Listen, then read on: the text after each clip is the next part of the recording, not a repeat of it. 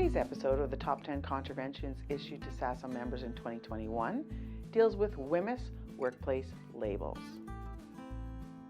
First, what is a workplace label? Unfortunately, if you don't know, you're in contraventions of a few other regulations we'll talk about later. Definitions for Part 22-1. In this part, workplace label means a legible label that discloses A product identifier that is identical to that found on the safety data sheet of the corresponding hazardous product.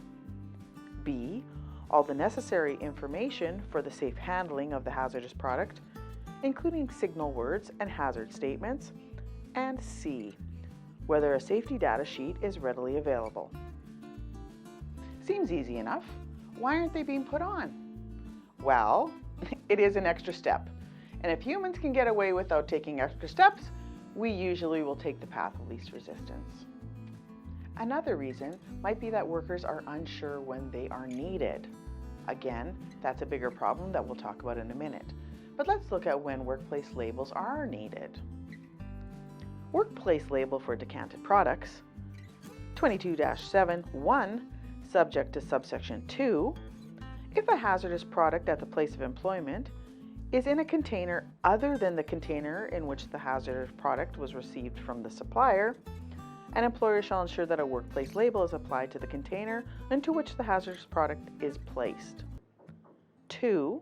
Subsection 1 does not apply to a portable container that is filled directly from the container that has a supplier label or workplace label applied to it if all the hazardous products in the portable container is required for immediate use, or B, all the following conditions are met. 1. A hazardous product is, capital A, under the control of and used exclusively by the worker who filled the portable container, and capital B, used only during the shift in which the portable container was filled. 2. The contents of the container are clearly identified. So what does that mean? If you're going to pour a hazardous product from an original container into another container, a workplace label needs to be put on the second container. That label must have all of the requirements from 22-1. But if it will be used immediately or by the end of the shift by the worker who poured it and no one else has direct access to that product, it just needs to say what it is. Write it on with a jiffy. Let's look at a couple more times where a workplace label is needed. Supplier label 22-54. If the label applied to the hazardous product or the container of the hazardous product becomes illegible or is accidentally removed from the hazardous product or the container, the employer shall replace the label with either a supplier label or a workplace label. And 22-56, the employer shall affix a workplace label that meets the requirements of section 22.6 if the employer imports and receives a hazardous product pursuant to Part 5 of the hazardous product regulations that A, is only used for the employer's place of employment, and B, is without a label. So basically, every hazardous product that's in your workplace needs to have a label. If for some reason the supplier label is no longer on it or has become illegible, you need to put a workplace label on. You can make this a little easier by getting pre-printed labels so that the workers fill it in. Easier is better. Let's talk about that bigger problem. If your workers do not understand WHMIS or when a workplace label is required, as the employer, you must ensure they have the proper training. If a worker has gone to high school in Canada, they would most likely have learned about WHMIS in grade 10. I don't know about you, but grade 10 was filled with sports and boys for me. I think there were some classes involved, but don't make me quote anything I learned. So what do they need to learn?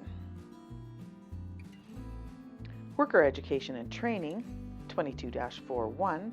An employer shall ensure that a worker who works with a hazardous product or may be exposed to a hazardous product in the course of the worker's work activities is informed about A, all hazard information received by the employer from the supplier concerning that hazardous product, and B, any further hazard information that the employer is or ought reasonably to be aware of concerning the use, storage, handling, and disposal of the hazardous product. This is not basic WHMIS. You cannot sign a worker up for an online course and meet this regulation. This needs to be done in the workplace and may be different for each employee. This information is from the product safety data sheet. You would need to teach the worker the information from sections 2, 4, 5, 6, 7, 8, 10, and 13 to meet this requirement. 22-4.3, an employer shall ensure that a worker who works with a hazardous product or may be exposed to a hazardous product in the course of the worker's work activities is educated and trained respecting A, the contents that is required to appear on the supplier label and a workplace label for the hazardous product, and the purpose and the significance of the information contained on those labels. B, the content that is required to appear on a safety data sheet for a hazardous product and the purpose and significance of the information contained on the safety data sheet. This information is the stuff they'll learn in an online course. 22-4.3, C, all necessary procedures for the safe use, storage, handling, and disposal of the hazardous product.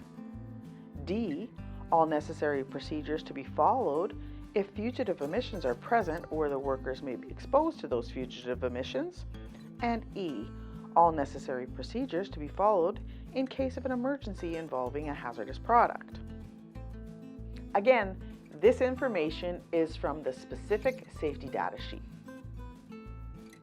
22-4.4, an employer shall ensure that the education and training required by subsection 3 is developed and implemented, A, for the employer's place of employment, and B, in consultation with the committee if there is an occupational health committee.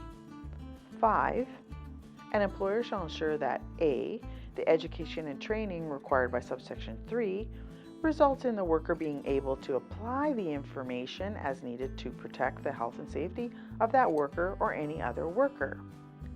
B, the necessary procedures mentioned in clauses 3C to E are implemented. And C, the knowledge of the worker is periodically evaluated using written tests, practical demonstrations, or other suitable means.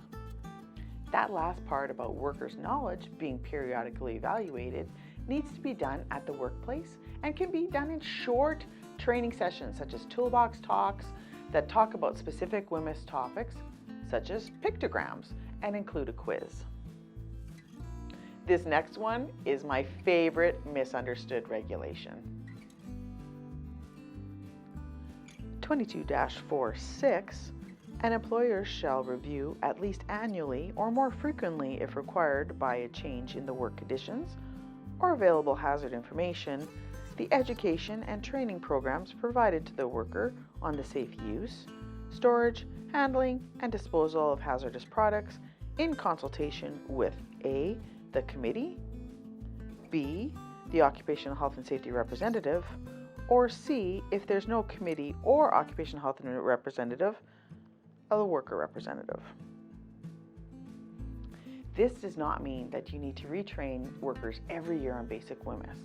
When I say basic WHMIS, I mean WHMIS 2015, not the WHMIS before that. It means you need to review, in consultation with your committee, the training provided to workers, that all workers have the training, and that new products haven't slipped into your facility without specific safety data sheet training completed.